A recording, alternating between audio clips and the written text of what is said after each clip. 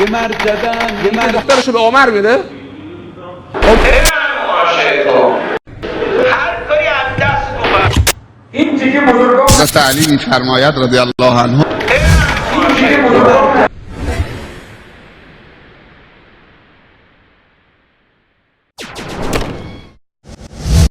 افسانه پهلوی شکسته فاطمه و نشر فرهنگ کینه و انتقام.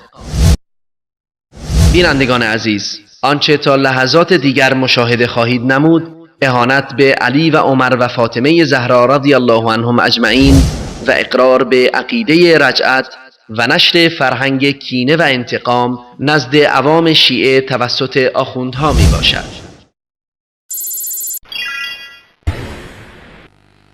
یه مرتبه امیرالمؤمنین شنیدن فاطمه از پشت در صدا میزنه یا علی به دادم برسی، به خدا عمر مرا کشت.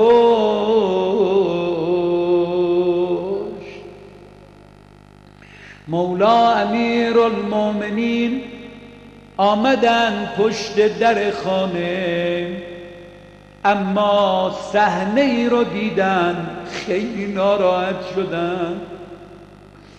آخه در به سینه فاطمه اصابت کرده بود، استخوان‌های سینه و پهلو رو شکسته، محسن سخت شده، از سینه زهرا خون میچکی.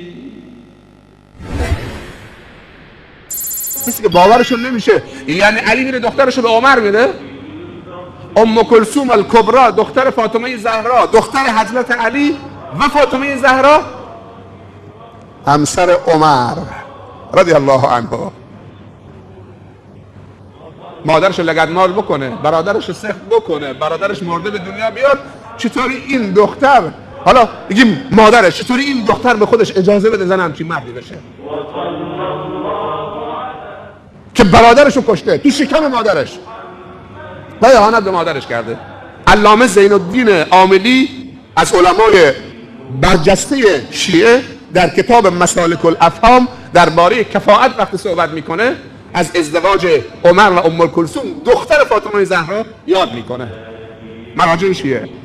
و علامه کلینی در کتاب الکافی صفحه 311 جلد 2 دوباره به این مسئله اشاره میکنه که ام کلثوم دختر فاطمه بوده نه کنیزش و همسر عمر بوده.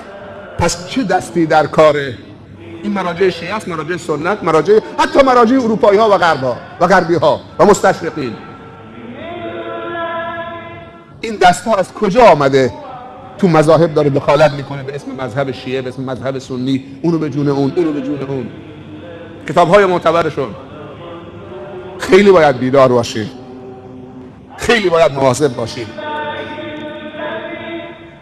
اگر بگیم که همه صحابه مرتد شدن و منافق شدن بعد از پیامبر، پس کی مونده؟ پس تو دینمون باید شک بکنیم.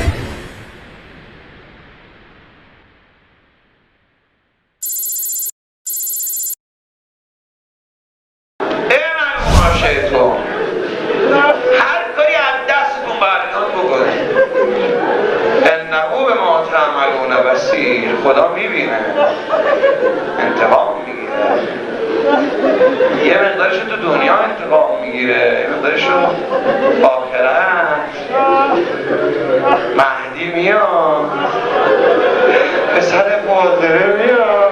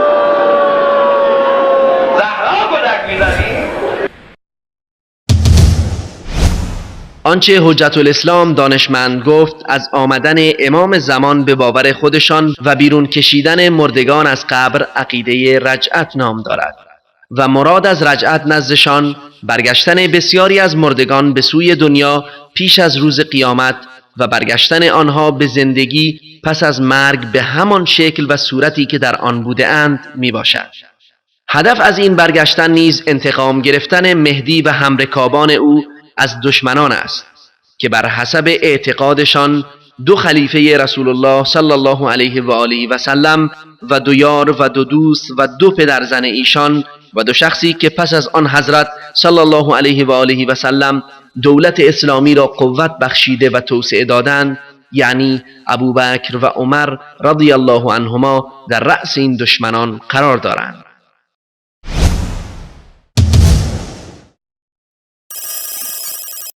حال ببینیم دیدگاه اهل سنت در این زمینه چه می باشد.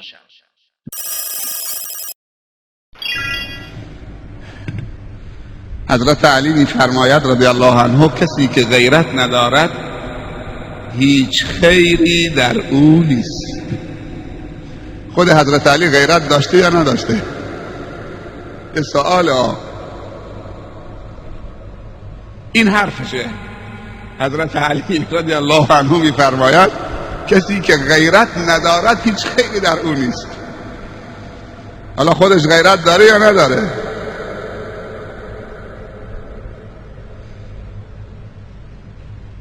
چطوری خیلی ها حضرت علی رو بی غیرت جلوه میدن که عمر بیاد در رو محکم بزنه به شکم همسرش در زمانی که همسرش فاطمه دختر پیامبر حامله و بارداره، اونم برای پسرش محسن و سقط جنین بکنه، اون جنین پسرش محسن بمیره. تاریخ هم ننویسه که حضرت علی برای ناموس شمشیر کشیده. اینم حرفشه. خیلی عجیبه.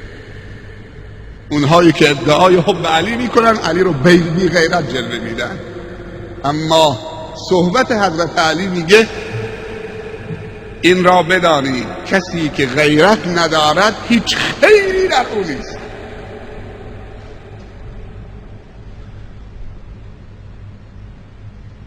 دوباره بعد بیاد همین حضرت علی با غیرت که اینطوری داره صحبت میکنه درباره ناموس، بعد بیاد دختر همون فاطمه همسرش نوه رسول الله صلی الله علیه وسلم و دختر رسول الله صلی الله علیه وسلم به اسم ام کلثوم به عقد همین عمر در بیاره و عمر رو داماد خودش بکنه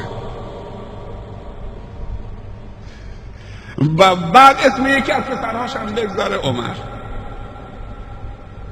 همون کسی که به ناموسش اینطوری تعرض کرد و زد تو شکمش دروازه رو.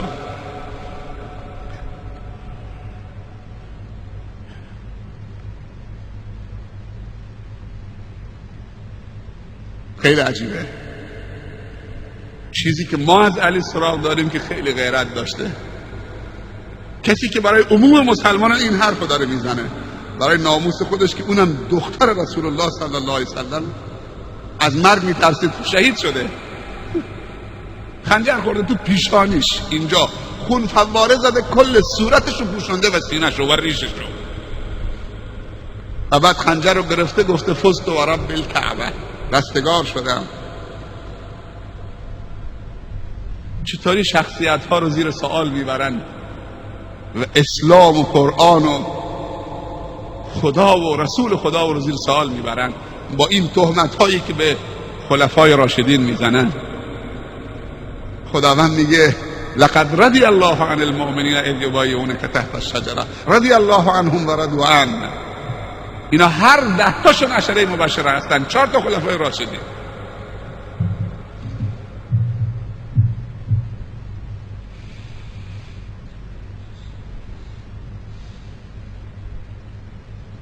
این را بدانید کسی که غیرت ندارد هیچ خیری در او نیست. مرد بزرگ گفته کسی که لیاقت پیدا کرده با بهترین زن دنیا و آخرت ازدواج کنه. فاطمه بیبی زنهای بهشته،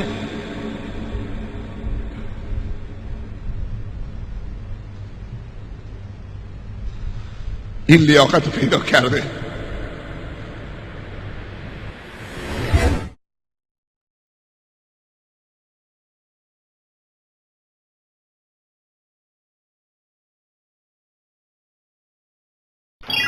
این چیزی بزرگان اهل سنت به ما شد، اونها نوشتن و در طول این 14 قرن در کتاب‌های معتبرشون آمده قضیه هجوم به خانه صدیقه طاهره،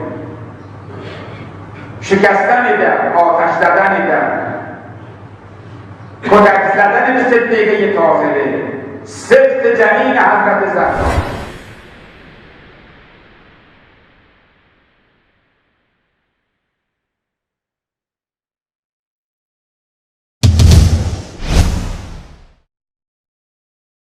به راستی هدف صفویان دیروز از جعل و ساختن این گونه روایات چه بوده و هدف رافضیان امروز از نشر و اشاعه آنها چیست؟ آیا با نشر این اکاذیب و روایات دروغین وحدت واقعی سنی و شیعه تحقق می‌یابد؟ آیا ممکن است کسانی که با کافر دانستن 99% بزرگان اسلام و تربیت یافتگان مکتب نبوت سرچشمه هدم و نابودی اسلام و نشر افکار ضد اسلامی می باشند خود را نماینده اسلام ناب در دنیا معرفی نمایند؟ و بالاخره این اسلام نابی که از آن سخن میگویند چگونه و از طریق چه کسانی به آنها رسیده است؟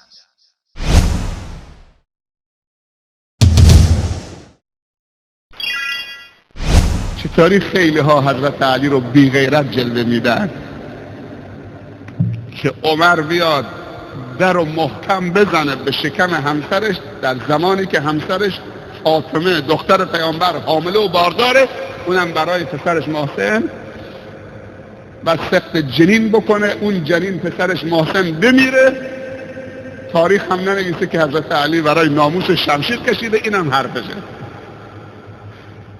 خیلی عجیبه. اونهایی که ادعای حب علی میکنن علی رو بی غیرت جلوه میدن، اما صحبت حضرت علی میگه این را بدانید کسی که غیرت ندارد هیچ خیری در او نیست.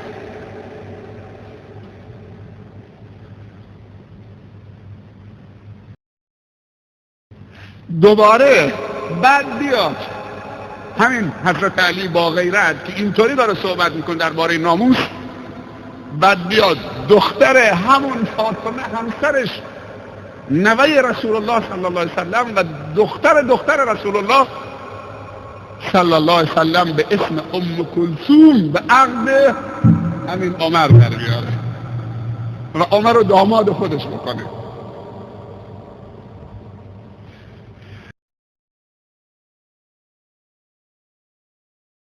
و بعد اسم یکی از پسرهاش هم بگذاره عمر،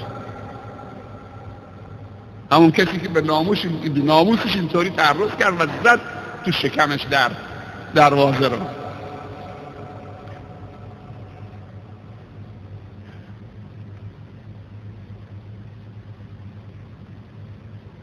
خیلی عجیبه.